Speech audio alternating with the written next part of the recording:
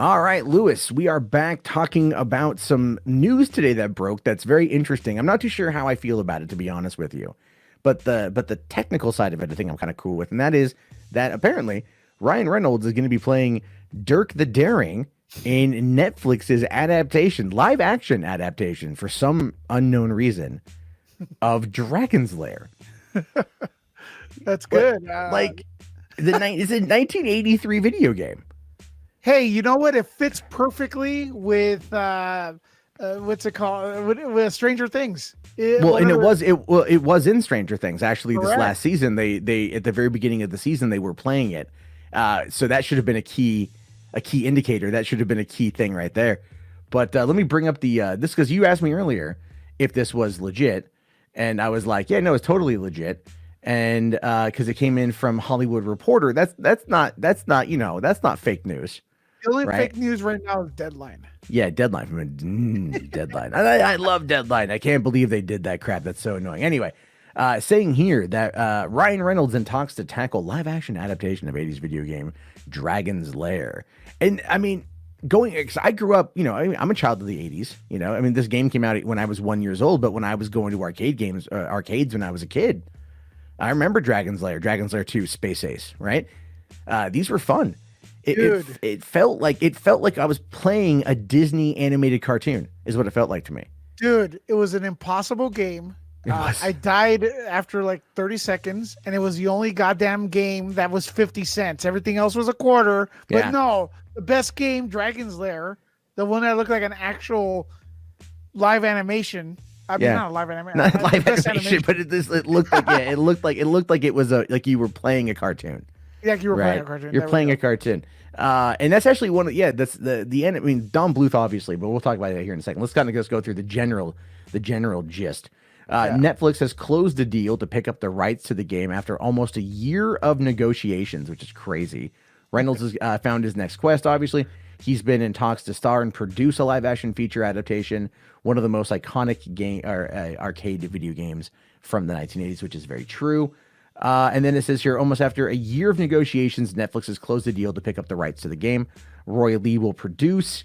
And of course, Don Bluth is also producing. So that is actually what I cared about, right? Like if they were just like, we're just going to redo, Dragon's Lair. Okay, fine. But if Don Bluth's not involved, it's like doing Halloween and not having John Carpenter. Just saying. Well, no, because Don Bluth is Don. Like you don't mess with Don Bluth, in my opinion. You just don't. like I mean, Don Bluth is just like, this dude is so influential for kids in the 80s and 90s for the stuff that he's done. Secret of Nim, goddamn Secret of Nim. Dragon's Lair, because for the arcade game stuff, he did All Dogs Go. I think he did All Dogs Go to Heaven. I'm pretty sure he did All Dogs Go to Heaven. The Land Before Time was him. Yep. And then he did. I will say this, and I catch a lot of crap for this, but honestly, I think my personal favorite movie of his was his last one, Titan AE. I loved Titan AE, and that actually ended up cratering Fox Animation Studios for like a couple years. Now it does say this here going on. Lair at one point was the most popular video game in America, hitting the scene in 1983 and promised to revolutionize the arcade industry with its movie-style animation that hailed from Bluth. He also did an American Tail, right? I don't know how the hell I forgot about Fievel. And then its envelope-pushing technology that used Laserdisc to advance the story. While the game's high point faded as its style didn't take off, it remains fondly remembered. Well, I would go as far as to say that it's probably better than fondly remembered if they're going to be adapting it into a movie. So, but it's a live-action movie where I mean, okay, I have my theory about what kind of movie it's going to be. I want to ask you, do you think it's just going to be a straightforward movie? Look, I don't have no idea. So is it going to be really based on the video game? Because the video game, the only way to beat it was they had to memorize every move. So if you place Ryan Reynolds in some sort of obstacle course and he keeps failing and he keeps trying until he reaches the end, I don't know how it could probably work. You know what I mean? Well, although it's going to be funny because Ryan Reynolds has a good, he's a good comedian. Yeah, and I was on Andy Signore's Popcorn Planet stream earlier today when this news broke and we were talking about it. And we were asking the question, you know, is it going to be too much Ryan Reynolds? Is he going to be able to quip it? Because, you know, Dirk didn't speak, right? But he had a lot of facial expressions. And so I wonder if they're going to, how much of that they're going to change around. But I do think it is well suited for Ryan Reynolds after I sat with the information for a while longer and I thought more about my love of it and my love of Ryan Reynolds. However, the thing I said, the comparison I made is, are you a Black Mirror fan? No. Okay. I haven't watched it yet. That's fine. You should. It's good. But at the end of 2018, they did something different, and that was called Bandersnatch. And Bandersnatch was a choose your own adventure Black Mirror episode. Right. And you covered that. I covered the hell out of that. Yes, you covered that. I was up to like 4 a.m. And I'll tell you why I didn't get to watch it, because it wouldn't work on my television. Oh, that's a problem. But I guarantee you the technology now is a lot better. But anyway, this is something that Netflix has been wanting to do. They talked about it back then because first what happened is they worked with a company called Telltale who does like the Walking Dead video games. They've unfortunately since closed their doors in a very spectacular fashion this last year. But they brought the Minecraft game to Netflix with the ability for choose your own adventure. And from there, they took that technology and they put it into Bandersnatch, and they really want to do it for their exclusives, right? So, I mean, the rumor is like they're going to be doing a Stranger Things choose your own adventure episode or a choose your own adventure special sort of thing. And even choose your own adventure as a company has sued Netflix for like basically copyright violation. And I think that's still ongoing litigation, but basically, this game was kind of a quick twitch adventure. It was. Yes, it was. So using your remote, that's how they're going to do it. That's an interesting. I think you hit the nail on the head right there, and stuff. I'd like to see Ryan Reynolds though.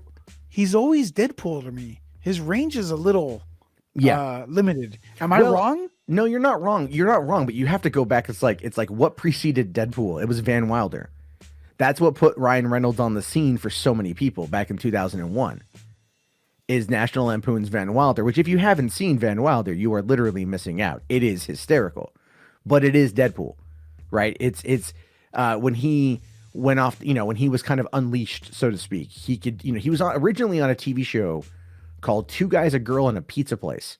That was on ABC, and then they ended up shortening the title to just Two Guys and a Girl. And it was a fun show.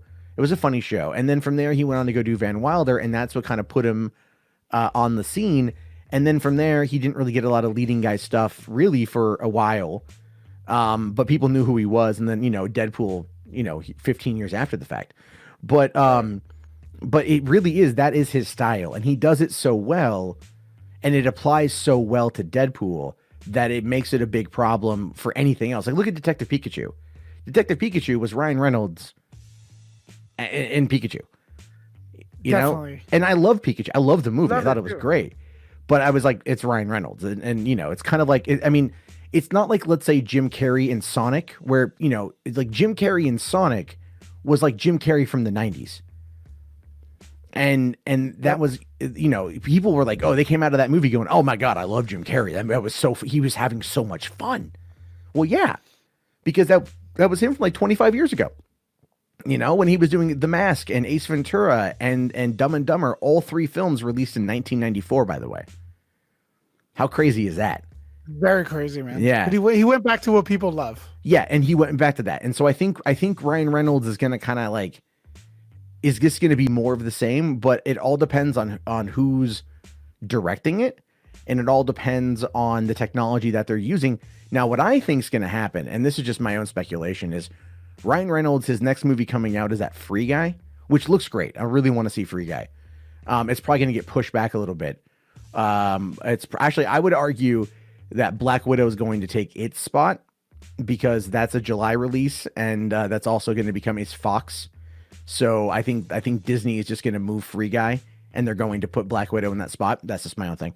But they, Sean Levy directed that, right? And Sean Levy is also the executive producer and director of many of the episodes of Stranger Things.